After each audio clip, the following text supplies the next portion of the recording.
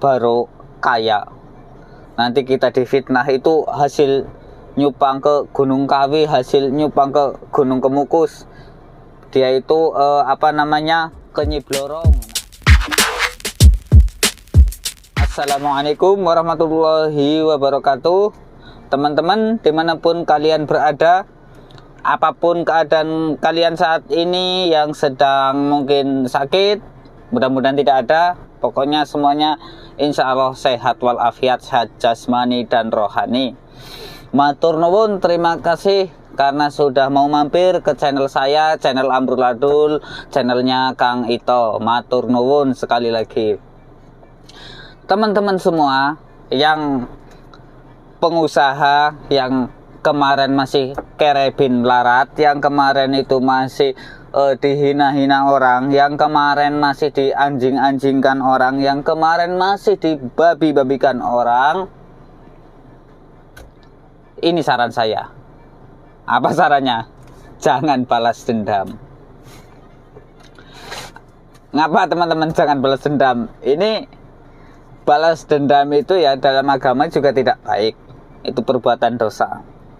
Dan yang kedua, yang akan lebih menyakitkan, karena balas dendam itu akan memberikan efek yang negatif kepada kita, efek buruk. Begini teman-teman, untuk teman-teman pengusaha pemula yang usahanya sudah mulai berjalan, sepertinya sudah akan sukses, hati-hati. Kemarin diajak orang, kemarin dimaki-maki orang, ya wis bene, wis hilangkan, ikhlaskan.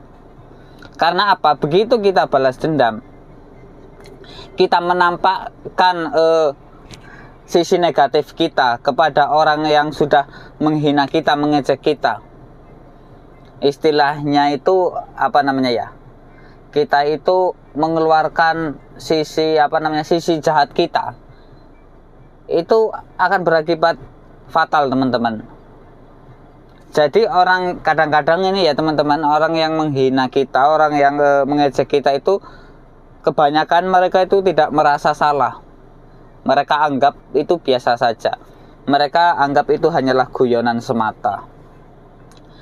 Jadi ketika kita mengeluarkan sisi negatif kita, kita menampakkan sisi jahat kita kepada orang yang telah mungkin menyakiti kita, maka orang ini teman-teman, orang yang dulu mengejek kita kan memang pada dasarnya itu mereka dari awal itu sudah tidak suka kepada kita. Begitu kita mengeluarkan sisi buruk kita, ibaratnya balas dendam, dulu kita diajak, sekarang saya sudah sugih, sudah kaya, kalau ketemu dia saya akan acuh tak acuh, akan sombong. Wah, saya kemarin ini dia ada kesusahan, kita nggak mau bantu. Nah, ini maksudnya balas dendam. Dan orang ini, kita berbuat demikian, kita berbuat ibaratnya kejahatan dibalas dengan kejahatan. Orang ini yang dulu mengejek kita, jika kita berbuat demikian kepada dia, maka akan disiarkan kepada orang-orang lain, karena pada dasarnya orang ini tidak menyukai kita teman-teman. Nah, ini saran saya, jangan balas dendam lah. Itu tidak baik, tidak bagus. Selain dari agama juga efek yang nyata yaitu tadi, dia akan menyebarkan keburukan kita. Itu baru sugih, baru kaya. Nanti kita difitnah itu hasil nyupang ke Gunung Kawi, hasil nyupang ke Gunung Kemukus. Dia itu ke Nyi Blorong. Nah, karena begini teman-teman, orang ini kan misalnya itu menyiarkan keburukan kita itu berlebih-lebihan.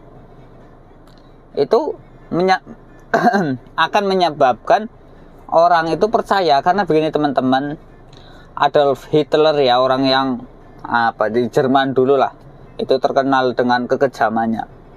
Itu mengatakan begini, kebohongan yang diulang-ulang itu akan membuat orang percaya dan yakin. Nah, ini ingat kata-kata saya teman-teman. Jadi hati-hati, jangan sampai kita itu berbuat jahat kepada orang jahat kepada kita, karena orang tersebut pada dasarnya itu jahat.